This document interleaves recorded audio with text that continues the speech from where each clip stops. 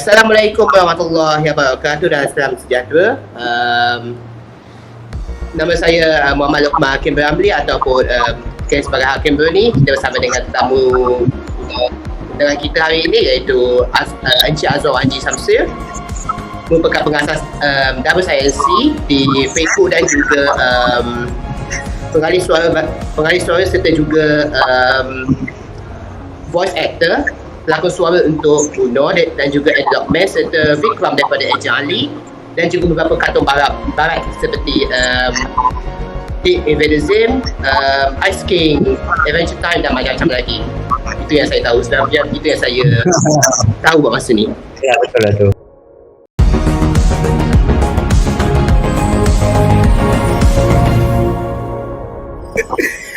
Untuk penonton Encik, saya ni cuma interview amatur saja dan disebabkan sekarang ni saya berada dekat tempat saya belajar, jadi internet ni memang masalah jugalah.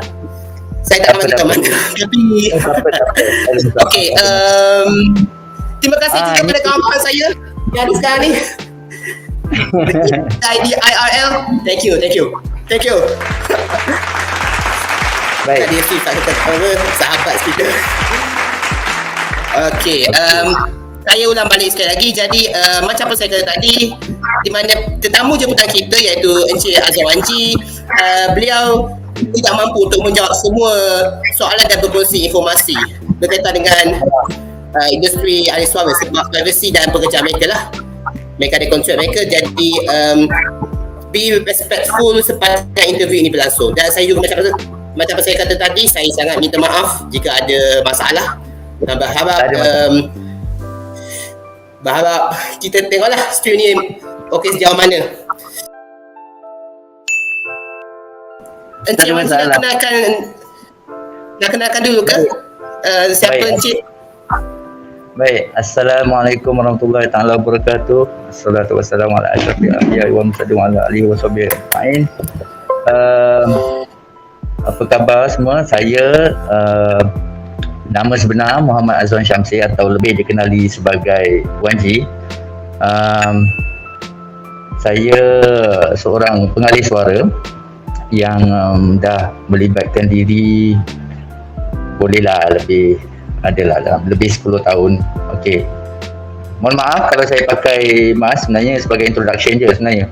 Jadi sebab saya rasa lebih banyak orang mengenali saya dengan karakter Uno, sebab itu boleh dikatakan watak yang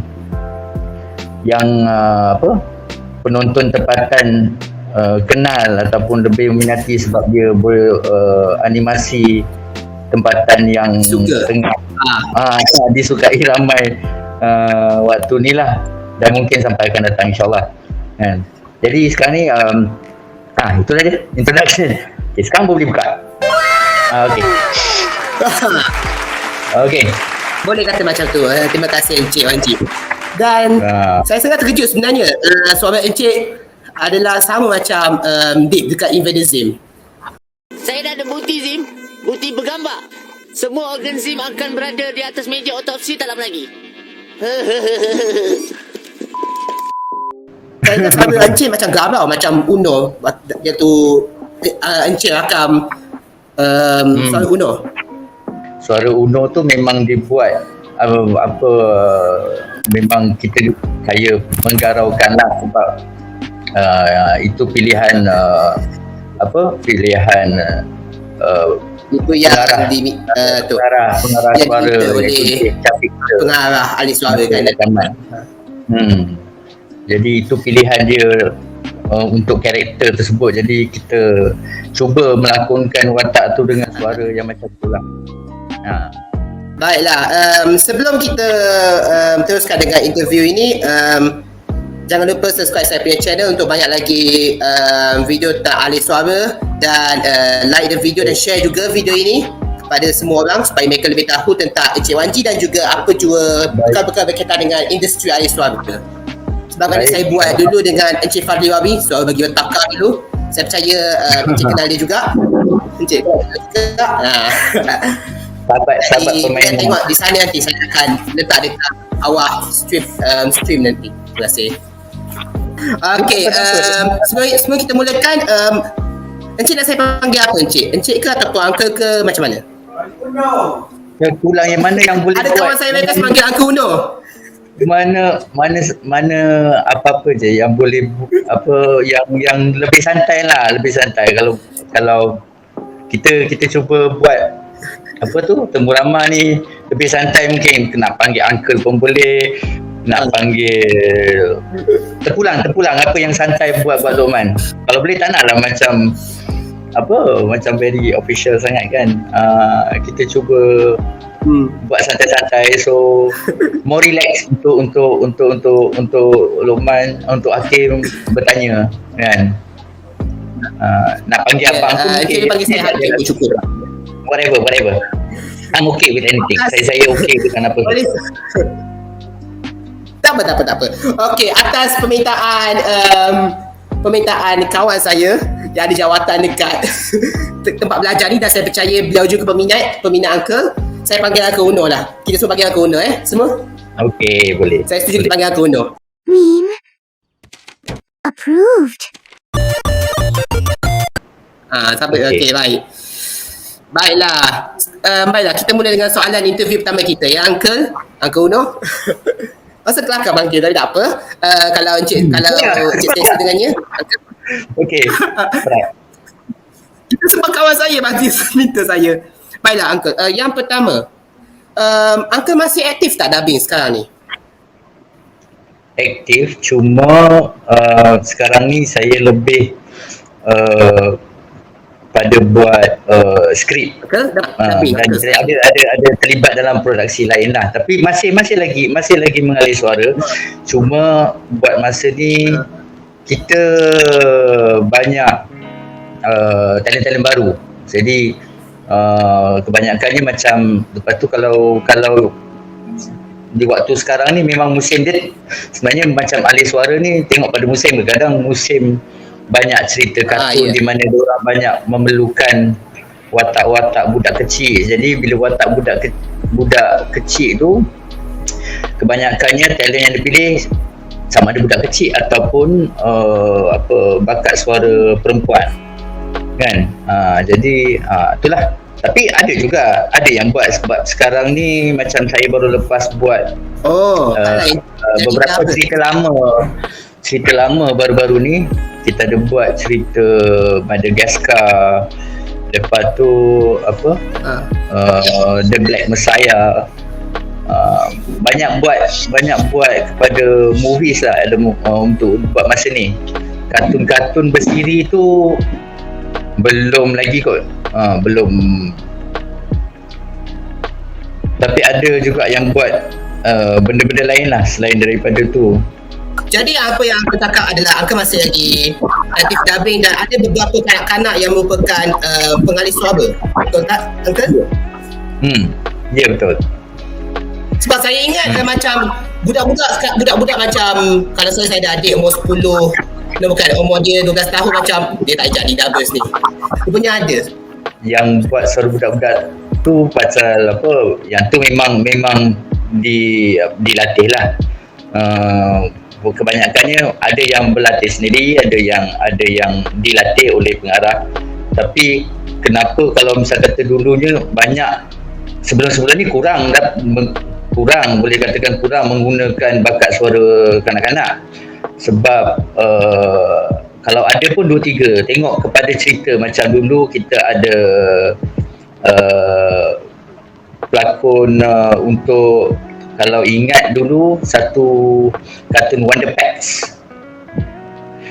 Wonder Pets macam kita ada guna kanak-kanak dalam tu, tapi kanak-kanak ni dia punya perlu kadang-kadang kelancaran dia nak mengalih suara tu kan. Jadi kita perlukan pengarah yang pandai untuk mengasah bakat diorang berdialog.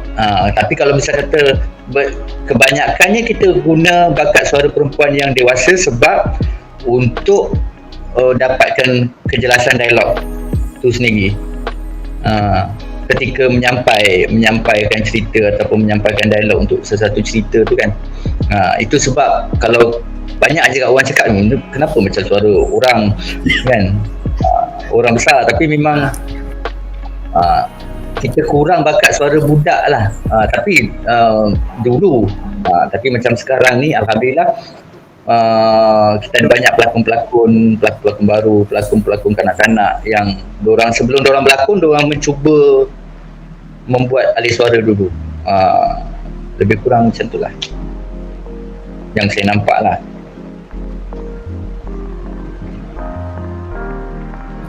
Begitu ya Uncle. So boleh lah, memang betul lah. Macam anime juga dalam anime industry, saya tahu kawan-kawan saya kat sini suka minat anime, dan kita lihat anime dia orang pun guna perempuan dewasa, dia make gaulkan suara tu supaya jadi suara budak lelaki. Betul tak Uncle? Betul. Dan kadang-kadang diorang ada pakai juga perempuan untuk watak karakter remaja lelaki. Kalau macam Jepun jangan tertipu, kadang-kadang ada juga yang maknanya dipakai karakter lelaki dewasa pun ada? Ada. Saya tak berapa ingat, tapi ada beberapa kartun anime yang saya nampak macam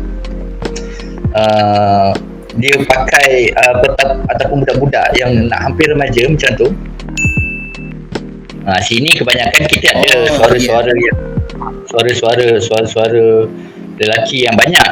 Jadi keperluan untuk pakai perempuan untuk buat suara lelaki tu kurang lah kan, tengok pada cerita. Apa yang mengejutkan juga, walaupun beliau juga sudah lebih 40, dah umur 40, 50 tahun, 60 tahun pun ada yang masih boleh buat perempuan yang dewasa yang boleh buat suara budak lelaki. Ada kita tengok contoh macam Nobita. Saya dengar pengalis suara dia lebih daripada umur 30 tahun tapi perempuan. Macam itu. Sangka tak pasal dia ke? Kak Aziza Jais kan, yang membuat suara Nobita. Ya. Sudah agak berumur dan masih lagi aktif dan masih lagi boleh membuat suara. Betul? Maknanya beliau masih aktif lagi? Saya rasa dia masih aktif. Puan Aziza Jais. Masih lagi aktif rasanya. Amirul mesti terjawab Amirul. Anyway Uncle, Muhammad Amirul Aidil sedang tonton kita. Hai Amirul. Amirul Aidil. Banyak dia contribute dan membuat konten yang bagus-bagus. Terima kasih banyak Amirul. Check out channel dia, nanti kita letak nanti dekat description. Bila Amirul letak orangnya. Dia komen oleh Uncle mula kita. Okey. Baiklah Uncle. Okey. Soalan kedua, seterusnya Uncle. Soalan kedua Uncle. Uncle cakap berapa tahun Uncle terlibat dalam dubbing? Sejak bila? Uncle, saya lupa. Saya ada masalah tadi. Saya kalau nak ikutkan, pertama kalinya saya perkenalkan dengan dubbing ni masa tu awal lah, di waktu awal Astro dulu. 97 macam tu kot. Tapi saya sempat buat beberapa je masa tu sebagai extra masa tu. Ya tu Uncle. 97, 98 macam tu lah. Kemudian kawan saya yang mengarah tu pindah ke Jepun. Lepas tu saya 2001 ke macam mana? dah pindah ke Jepun, jadi saya membuat haluan bekerja di bidang pengaturcaraan, iaitu event organizing. Saya masuk balik dalam 2007 secara serius. Sebab sebelum ni saya lebih kepada bidang nyanyian. Dan lepas tu saya melatih orang vokal, lebih kurang macam tu lah. Kemudian saya terlibat balik dalam industri dubbing ni atas ini pun berterima kasih juga dekat Allahyarhamah Kak Zairani Sarbini, ataupun kita panggil Kak Baby, yang memperkenalkan saya ataupun memberi peluang. Dan saya diberi peluang pertama kali oleh Kak Aziza Jais masa tu untuk membuat cerita Power Rangers. Saya sebagai Ranger Biru.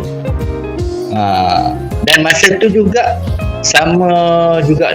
saya bersama-sama dengan Allahyarham Aizat Adnan. Dia sebagai ranger hitam tak silap saya masa tu. Situlah start daripada situ. Masa tu di filem Karya Nusa. Kami di filem Karya Nusa. Start daripada situlah saya bergerak membuat alih suara ni secara serius bersama filem Karya Nusa untuk beberapa tahun lah.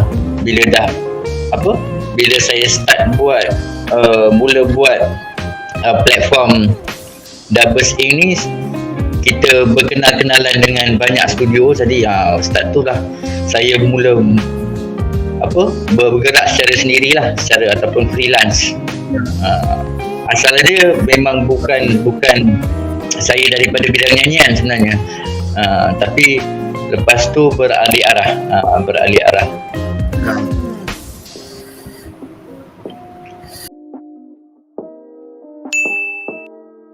Asal kewujudan platform tu sebenarnya sebelum ini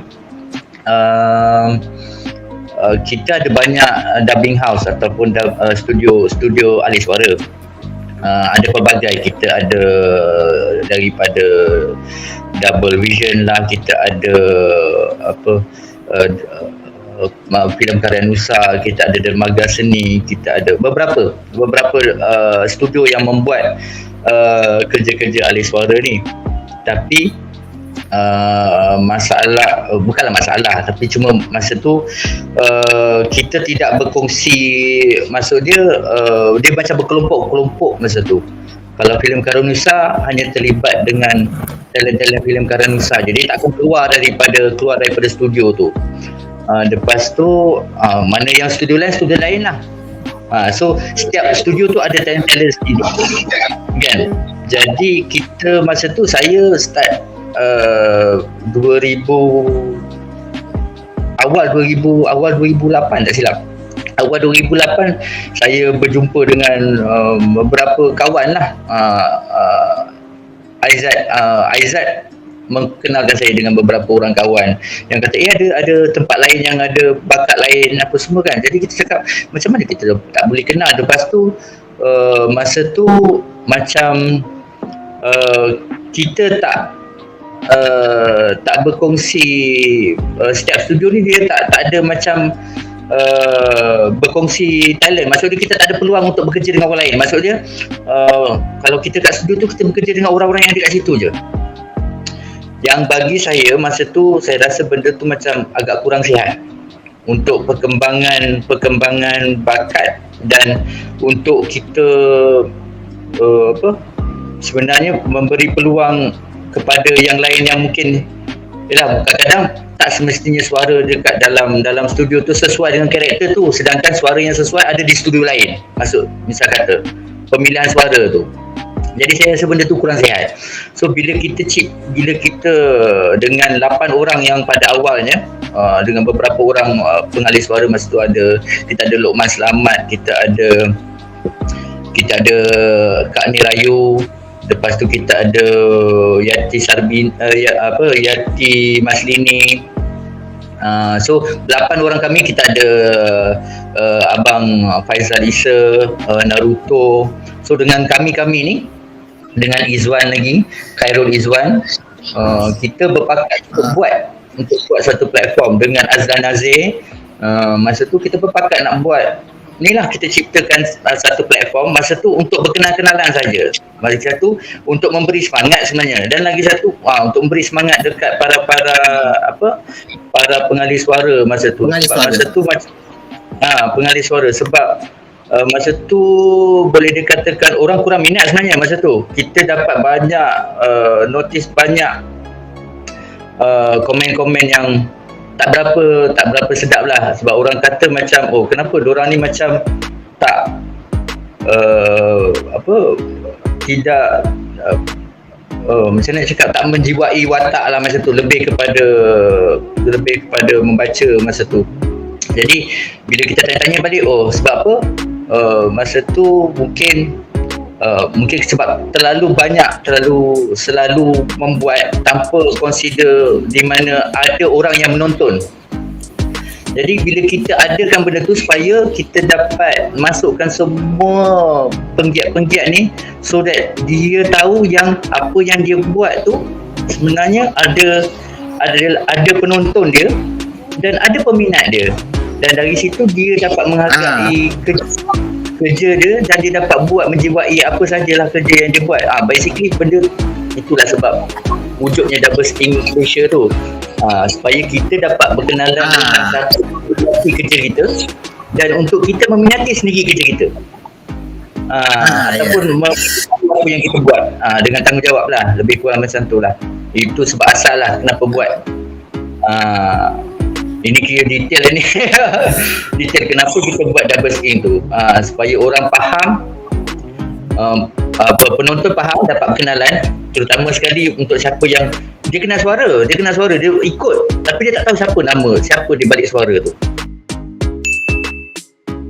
Ada setengah yang macam kita panggil dia buat secara part time, dia bukan buat secara full time ataupun berterusan untuk buat, ataupun itu benda tu memang menjadi hasil pendapatan utama kan. Tapi itu yang sebab kadang-kadang kita susah nak trace, lepas tu kadang-kadang dia hilang, lepas tu talent tu hilang. Jadi bila kita adakan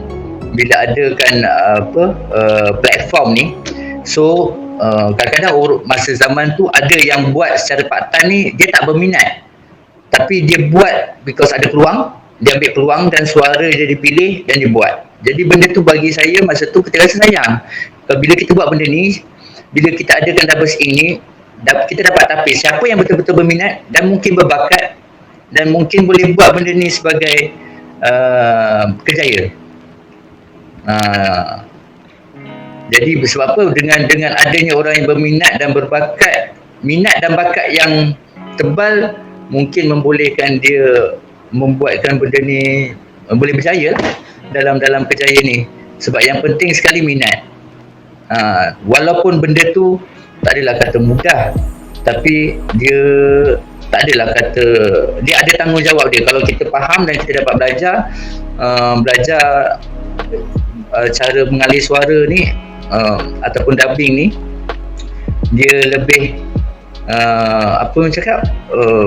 membantulah kan, membantu pada bakat yang ada setengah orang tu memang bakat dia dekat suara saja kan, dapat membantu dia tu untuk dia sedar yang dengan suara je dia boleh buat benda tu, dengan suara menjadi kerjaya. Dia kurang macam tu lah. Ya, tapi ada banyak juga dengar isu-isu yang dikongsikan dekat Double Ink tu. Okay, walau bagaimanapun para pengalih suara kena tabah lah kan, betul tak? Betul. Terutama sekali di zaman sekarang ni, macam segala-gala benda ni pantas. Lepas tu macam kita pun banyak yang channel terutama sekali yang membuat fan dub ni kan itu pun bagus juga. Saya nampak benda tu bagus. Sebab apa? Cara inisiatif peminat-peminat sendiri. Sebab bila dah bercampur, bergaul, dia dapat buat hasil karya dia sendiri. Walaupun dia meminjam visual ataupun kartun tu, tapi kita dapat nampak potensi. Kita dapat nampak potensi daripada usaha dia, daripada inisiatif dia kan. Cuma dan kat situ juga mungkin para penggiat mereka ambil para dia dapat ambil. Lepas tu para penggiat ahli suara mungkin boleh bantu bagi tips untuk kan, untuk diorang ni. Dan dulu pun sebenarnya macam di Double Ink sendiri kita ada buat satu program. Projek kotak suara, iaitu bengkel. Walaupun dah berhenti lama juga sebenarnya. Sebab apa?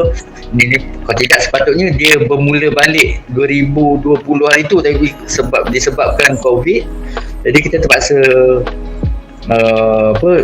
delay lagi kan, tangguhkan lagi. Mungkin insyaAllah doa-doa lah, insyaAllah mungkin akan diadakan tahun ni insyaAllah.